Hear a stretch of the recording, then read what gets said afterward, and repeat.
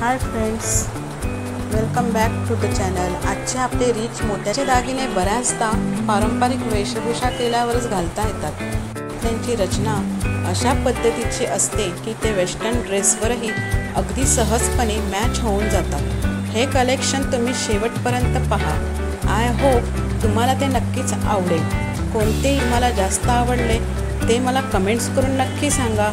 Like करा आणि आपल्या फ्रेंड्स फॅमिलीमध्ये शेअर करा।